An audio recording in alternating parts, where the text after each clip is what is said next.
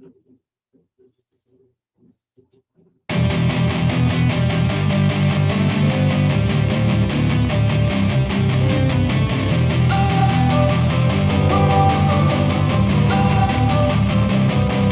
wanna sleep in, cause I got something to prove. I gotta take what I hate and finally make a move. I think of you and all the shit you don't do. Well, I'ma make hella sure that I don't become you. I have no regrets, yeah, I'll tattle my chest. I'll never forget what it's like to be in debt. Been stabbed in the back bed, I'll show you what happens. Pass me the mic and I'll show you with action. I feel this pain, you already know. Turn that to gains, let my money show. I've got these things that I can't let go. Watch me turn this life into something that you could never own. I feel this pain, you already know. Turn that to gains, let my money show. I've got these things that I can't let go. Watch me turn this life into something that you could never own. So fight and die for the things you know you love. Do what you think is right and see life do what you want. So fight and die for the things you know you love.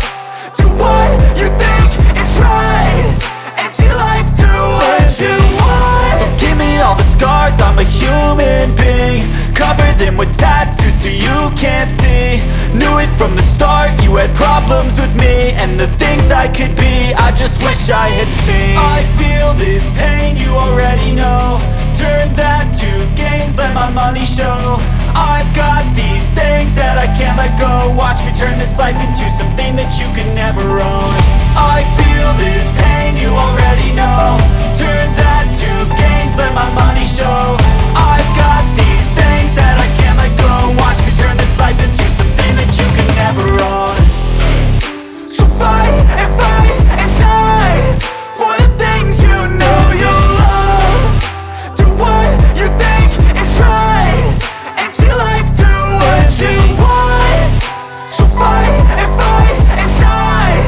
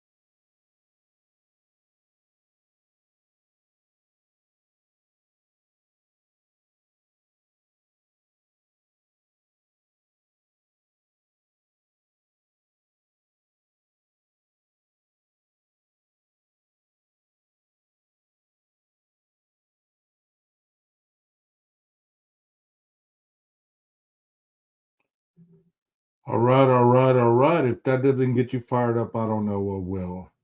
How's everybody doing on this Monday night? I hope everybody's doing well. My name is 12 Gauge, and welcome to my channel, 12 Gauge Investigative. I decided to hop on here and give it a try tonight, see what I could get into, what I could report on, and what I could put out there in the algorithm for people to enjoy. It's like the show always starts off a little slow. Don't even know really what to expect half the time. But Rhonda's always here and she's always making sure that I'm not alone. And I thank you for that, Rhonda. Thank you so much. Thank you so much for being here and allowing me to not be handling this alone.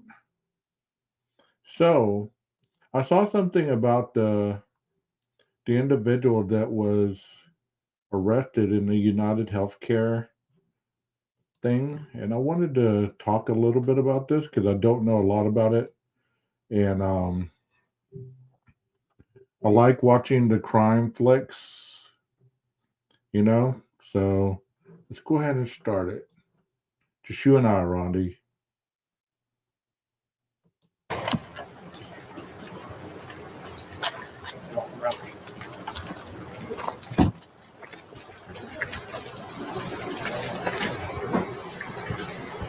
In some dark corners, this killer is being hailed as a hero. Hear me on this. He is no hero. The real hero in this story is the person who called 911 at McDonald's this morning. Breaking details in the arrest of Luigi Mangione, the 26-year-old man police believe shot and killed United Healthcare CEO Brian Thompson. It was a peaceful arrest, first and foremost. The officer quickly recognized the male as the suspect from the shooting. And within several minutes, seconds of the first contact, he had asked the suspect if he had been in New York City recently. And that really invoked a physical reaction from the suspect. He became visibly nervous, kind of shaking at that question. Welcome to Crime Fix. I'm Anjanette Levy. Luigi Mangione is in custody in Altoona, Pennsylvania. He is the prime suspect in the execution-style killing of United Healthcare CEO Brian Thompson in Midtown Manhattan less than a week ago. The arrest came after a 5-day-long nationwide manhunt for a shooter whose name wasn't known until Monday. His face seen for only a brief moment when he dropped his mask during a visit to a hostel in New York City in November. After Brian Thompson was shot on a city street on December 4th, the search for the shooter began at 6:45 a.m., just after those shots were fired. The shooter fled on an electric. I don't know a lot about it either, Rondi, but I've heard little bits and pieces. It's like this guy took out this United Healthcare CEO on the street in Manhattan, as she just said. They're calling it an assassination type crime, and I don't know. I guess we can learn together. We'll just binge watch on everything that's been happening. Here we go. Electric bike into Central Park and then into a cab. Police said he then took a bus out of New York City. Saturday night, the NYPD released new photos showing the suspect wearing a surgical mask as he was getting into a cab, and then shortly after he entered, the camera in the cab capturing this crystal clear image of the man with the distinctive eyes and eyebrows. Then Monday morning, a major break. It came when a person called from a McDonald's in Altoona. The caller thought that he recognized a man in a mask. When officers arrived, they made contact with the male who had a face mask on. That male was asked to remove his face mask, and officers immediately recognized him as a suspect in the New York City shooting in recent days. That male was asked for a form of identification. He then provided a fake identification card out of New Jersey. After a brief investigation, it was determined that the ID provided was in fact a fake ID, and he was subsequently arrested for a forgery charge. Once he was taken into custody for that forgery charge, he was transported to the Altoona Police Department. Once at the Altoona Police Department, that mail was searched instant to arrest. It was discovered that he had a United States passport that identified him as, Luigi Mangione. From there, continued search of his property. A firearm was located, and a suppressor was also located. The New York Post reported that Luigi Mangione had documents with him that were critical of the health insurance industry. Pennsylvania Governor Josh Shapiro condemned those who have been celebrating Brian Thompson's murder online. Brian Thompson was a father to two. He was a husband, and he was a friend to many. And yes, he was the CEO of a health insurance company. In America, we do not kill people in cold blood to resolve policy differences or express a viewpoint. I understand people have real frustration with our healthcare system, and I have worked to address that throughout my career. But I have no tolerance, nor should anyone, for one man using an illegal ghost gun to murder someone because he thinks his opinion matters most. In a civil society, we are all less safe. Mangione is 26 years old. He has a bachelor's and a master's degree from the University of Pennsylvania. He had majored in computer science. I want to tell you about Upside. It's a free app that gets you cash back on things like gas and restaurants. This is real cash back. It's money that appears in your Upside app that you can transfer straight into your bank account. Like I used Upside when I went to Dunkin' Donuts. Dave, your first thoughts? I mean, I don't know a lot about this, but I will definitely get on it. I mean, I wanted to share this with you guys so that we could kind of learn about the case together. You know, to ambush somebody with a ghost gun, I mean, that's just kind of cowardly. And of course, our society is celebrating somebody who obviously goes against the law and figured that, like the individual said in the video, that his view on things were more important than the way things are in society. And I mean, you just can't go around killing people because you believe that your way is right and everybody's way is wrong. A ghost gun, meaning that it wasn't traceable, it didn't have a serial number or anything else. I mean, you can make guns now with a 3D printer.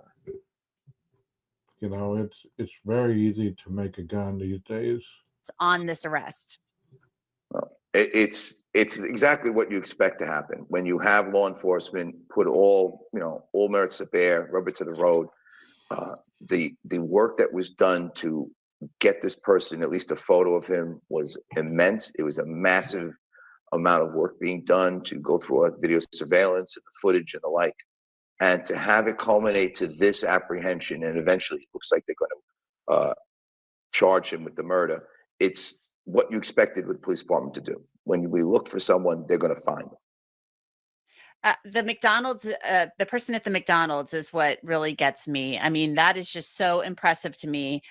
This person saw who they believed to be the person in the photos, the person with the medical mask, the surgical mask, and those distinctive eyebrows, and of course the eyes. I mean, that's what got me when I saw the latest photograph that was released on Saturday, was the eyes and the eyebrows. And so this person did the absolute right thing and called law enforcement. Law enforcement responded.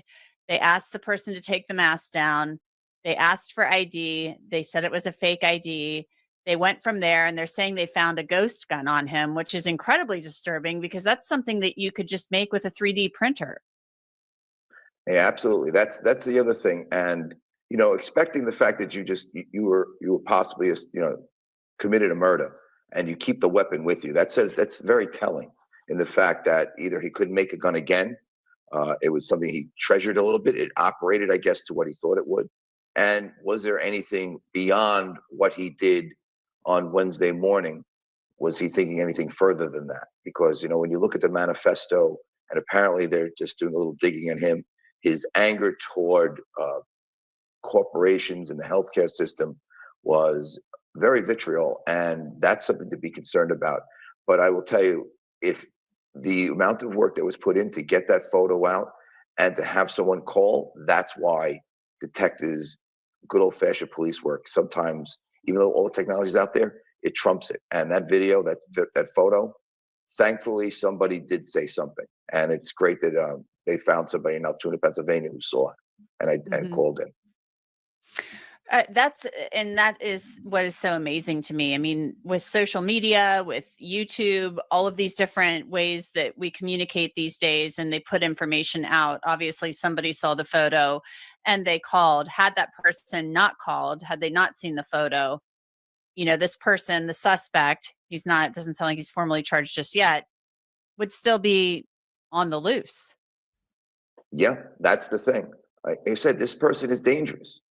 That's the reality. He committed a murder, cold-blooded, calculated assassination of an individual, regardless of ideology or anything. He killed him in cold blood.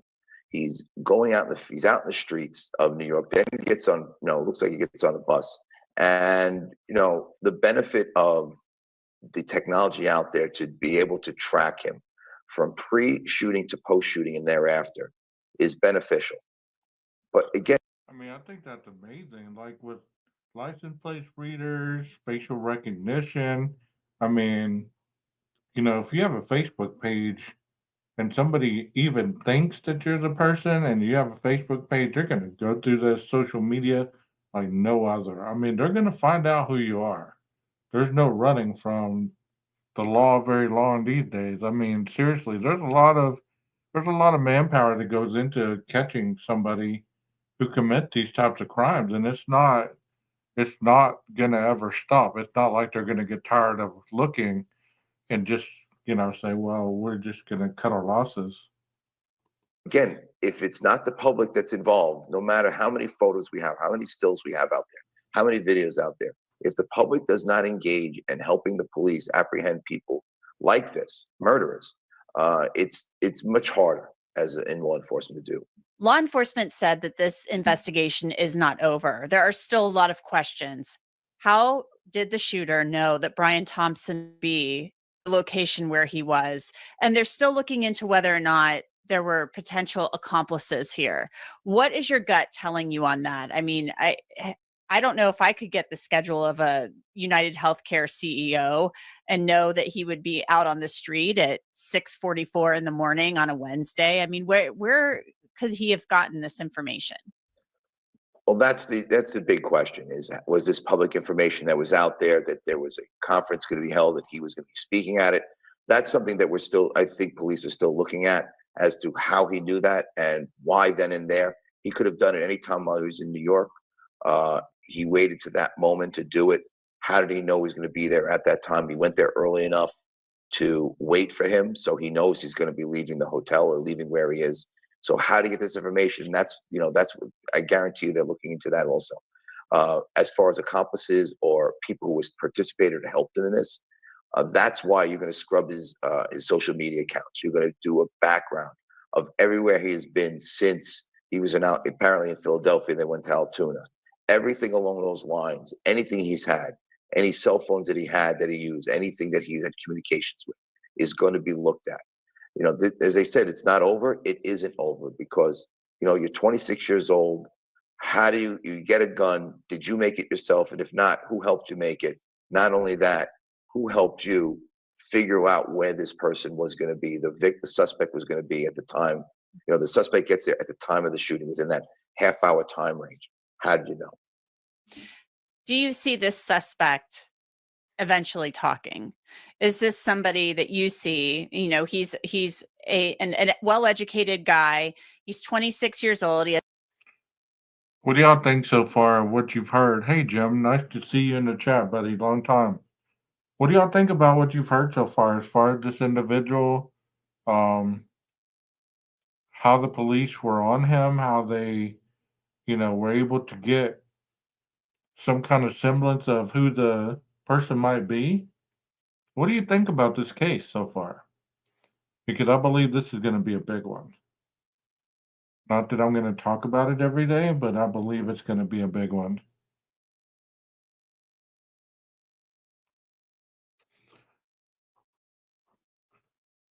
Freaking time lapse. He has a master's degree from the University of Pennsylvania. He went to a very good school, very good private school, upscale private school in Maryland. Is this somebody who eventually wants to say something? I mean, if he's got writings about the health insurance industry on him, he obviously has a message he wants to put out there. Yeah, I was hoping that would happen, but apparently we're being told by at the press conference that he's no longer talking. So I don't know if he's not cooperating or he asked for an attorney. So once that happens, the attorney-client privilege, that's over. If he asks for a lawyer, then that's pretty much done. I would have thought he would have, given the fact of what you see him doing. Writing those words on those shell casings, the monopoly money on him could have been utilized, might have been something he wanted to use on, after he shot the victim, throw him there. We don't know what he was going to do with that. And the manifesto and all these things, you were hoping that, you're 26-year-old, you want to make a message or state your message. And given the fact, I guarantee you, he was probably reading all of the messages on social media, kind of praising what he did, committing a murder. I don't understand that. But, if he has a message, I was hoping he would bring it out and he would talk, but it looks like that's not going to happen in this case. Well, Dave Sarney, we'll be keeping a very close eye on it. Thank you as always. No, thank you very much for having me. Have a good night. And law enforcement is asking that anyone who has information about Luigi Mangione's movements to call them. That number is 800-4PA-TIPS. And that's I like watching her. I mean, she's very thorough and it's not based on opinions. It's based on, as close to factual information. Somebody was asking what a ghost gun is. Now I'm going to show how you can make a gun with a 3D printer. And this is what criminals are doing these days.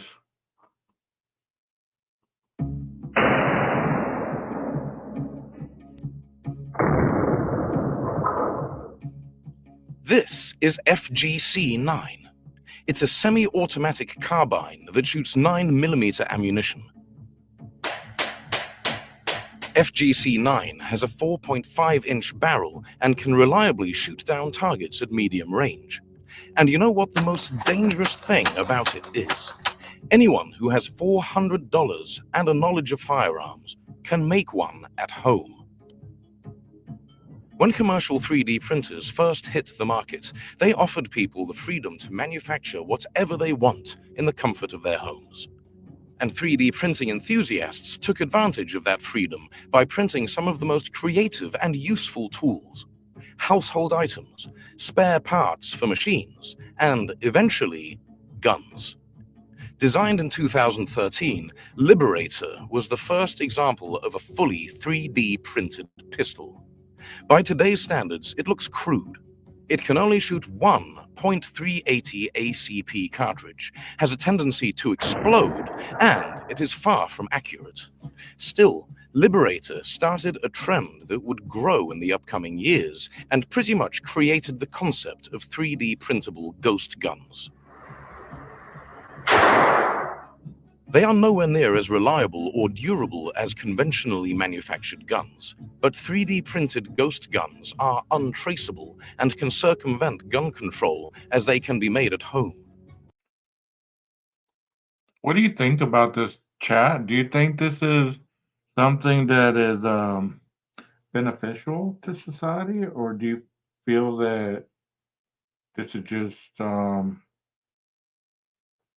attracting the wrong message towards individuals that may have some kind of mental or psychological impairment?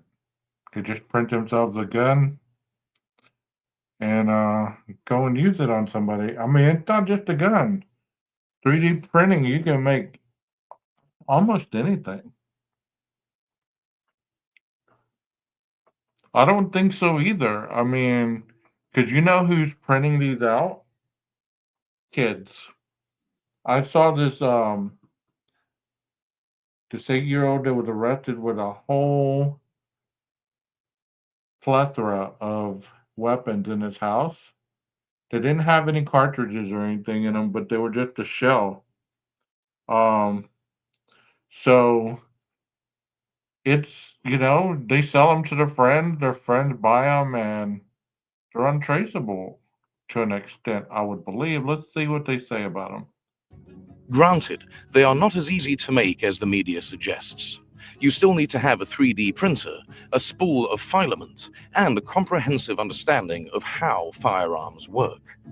And although we refer to these ghost guns as 3D printed, people who want to make one of these will need a couple of spare gun parts. This is how ghost gun production usually goes. 3D printed parts are not exactly known for their durability. FDM 3D printing involves the melting and extrusion of thermoplastic through the printhead.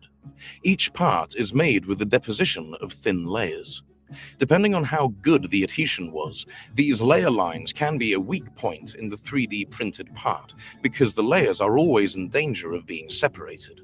Plus, any thermoplastic that has a low enough melting point to be 3D printed is probably not the most suitable for the parts of the gun that get hot during shooting. That's why 3D printed firearm enthusiasts came up with the idea of hybrid ghost guns. The barrel, nuts, and springs are substituted with spare gun parts, but parts like the body, grip, and stock can be 3D printed and customized to the individual's liking. Their shared interest in ghost guns caused these enthusiasts to create a tight-knit online community that put in the hours and the R&D that was necessary to develop their craft. In just 5 years, 3D printed guns progressed from single-shot plastic pistols like Liberator to hybrid semi-automatic carbines like FGC-9. They got so good, in fact, that they quickly caught the media's attention, and there is a debate on whether these guns should be banned or not. Should they? I mean, can you imagine somebody holding a gun like that, shooting it at you? I mean, it's like a gun is a gun, Anything can potentially harm you and even take you out if it hit the desired target, Look at that weapon right there. That's like an AR-15, I think. Sweet gun. I got an AR-16, so it kind of looks like that a little bit. What do y'all think? That it's not helpful? Or do you believe that they should ban them? Do you think they should regulate the material? What do you think? Because, I mean, I'm not one of those that instantly goes against, the right to bear arms or anything like that, because I have a gun. But do you believe an 8-year-old, a 10-year-old, 12-year-old who has no kind of knowledge on how to secure a weapon, make sure that they don't hurt their siblings with it or their siblings get that weapon? What do y'all think? You think you should ban it? Ban them? I mean, it's an interesting topic, and it's gonna get wild because of this. Let's continue on.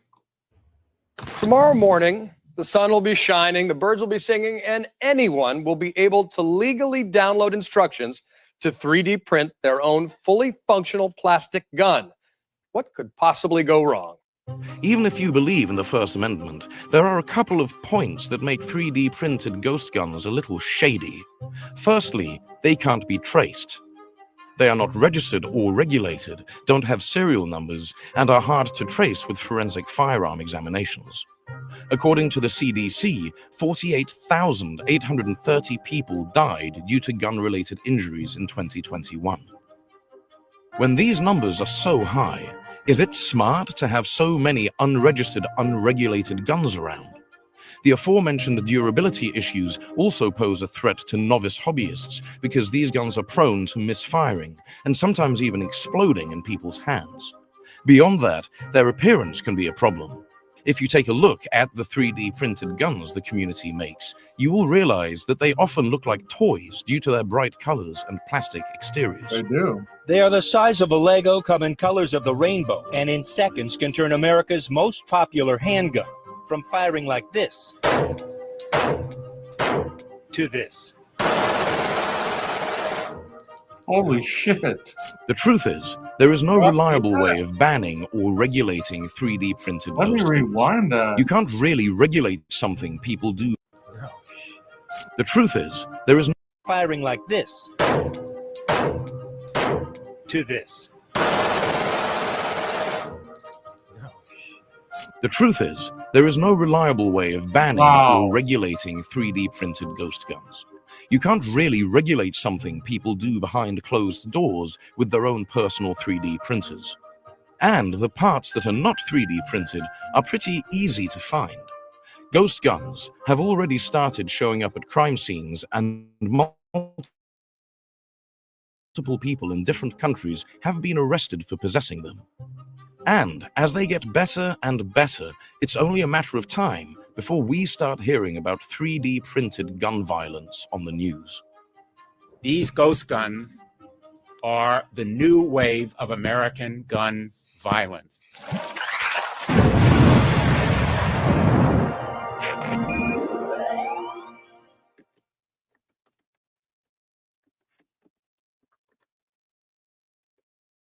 What'd y'all think about that?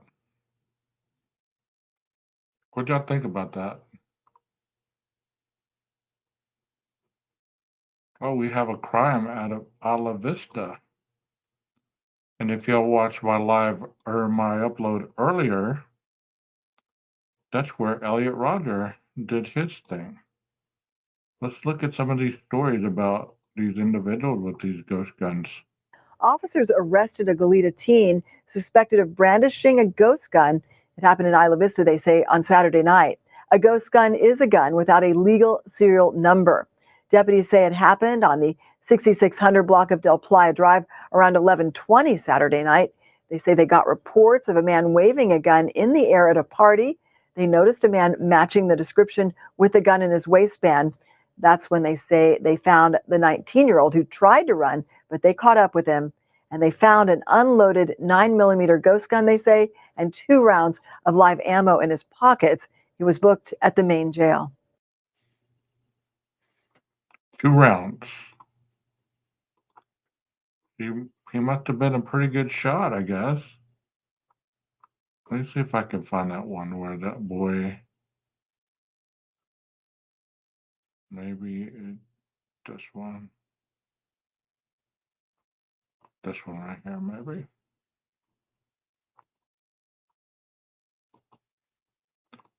You know, to bring awareness about all this stuff is things that a lot of people don't understand is even out there.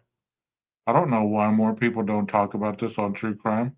Start with something, all of us are around kids, whether you're being a parent or an uncle or just a caregiver. And another story that just really hit us to the core. It's a conversation about another daycare where crime was busted. It happened this time in East Harlem. And it comes just days, if you guys remember, from when cops busted that Bronx daycare. They say doubled as a drug den, 4 kids exposed to fentanyl, and 1-year-old Nicholas Dominici died. Yeah, just as you said, horrifying for anybody who's hearing this story, for parents. You're taking your child to a place that you believe to be safe for your child. It had all the proper inspections, right? Many of these daycare have the inspections they need.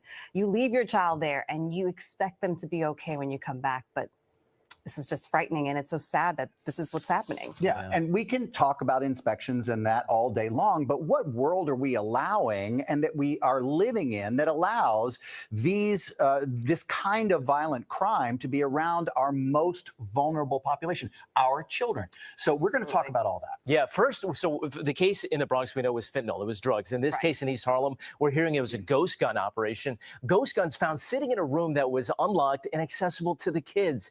We're going to talk to a lot about this coming up. We're going to have a report from Janice Yu in just a moment. But we're also going to hear from former Chief of Detectives Bob Boyce about why criminals are tackling these places and really using these places as crime. But again, back to Janice. Let's go to East Harlem, where, Janice, you've been following this story. So catch us up to date. What has been happening here with this investigation? Because guns around kids sounds like a horrible situation. Not only guns, but ghost guns, which I know the city has been so focused on as well. Janice, what can you tell us?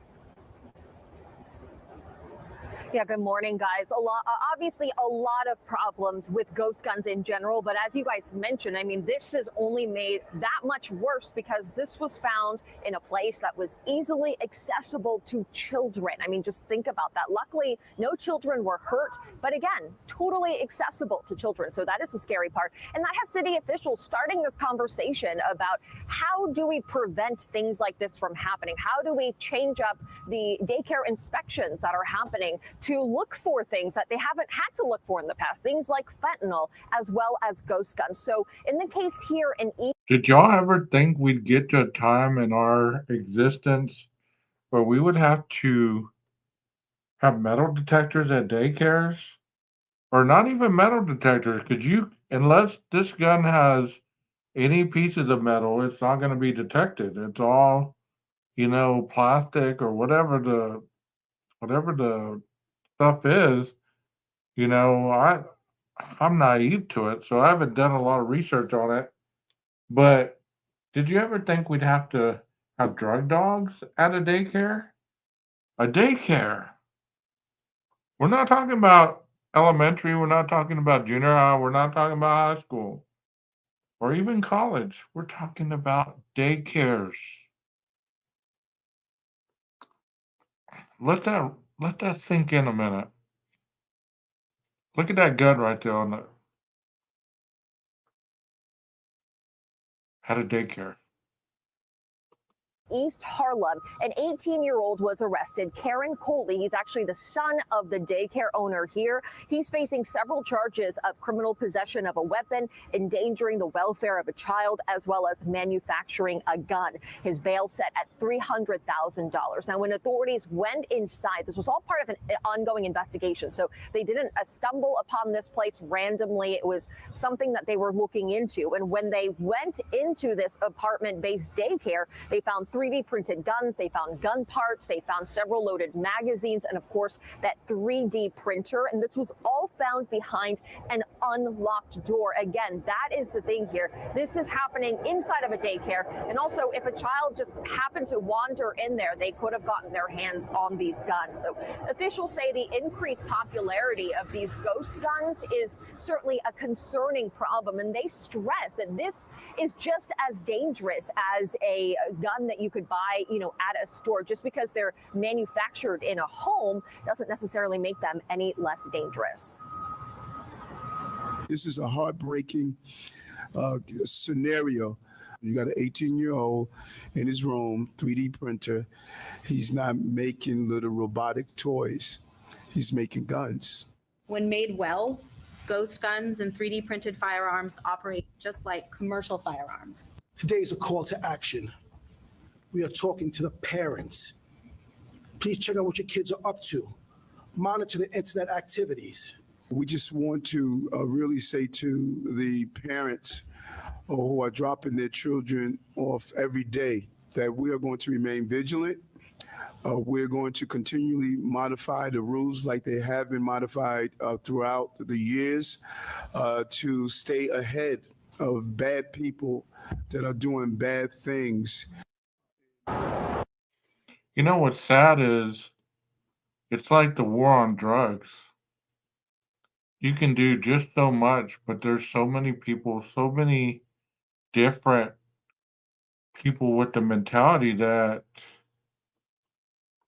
if you get a gun, you can sell a gun. And that gun, it just goes on and on and on and on and on and on and on,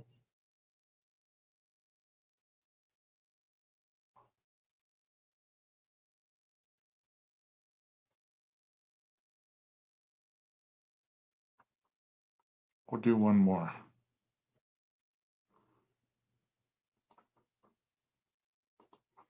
What do y'all think so far about what I presented? It kind of coincides with the original story, right?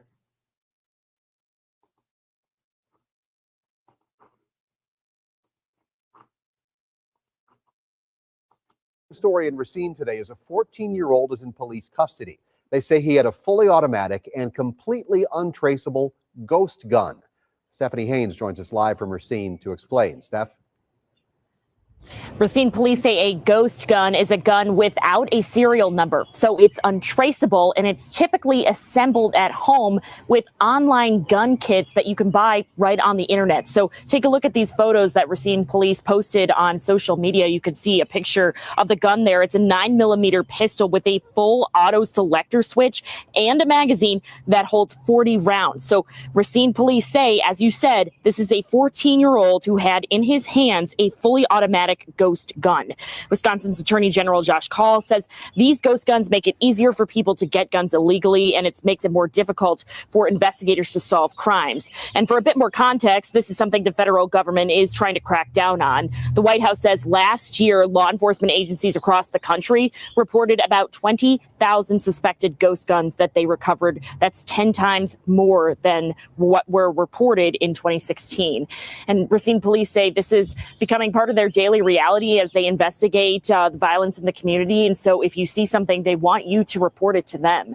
For now, live in Racine, Stephanie Haynes, TMJ4 News. All right, All right. What do y'all think about all this? I mean, did y'all know about ghost guns? I'm sure you did. I'm sure you've heard about other crimes that have had people arrested with these guns, or maybe you haven't, but now you have, now you have. And there's plenty of things on the internet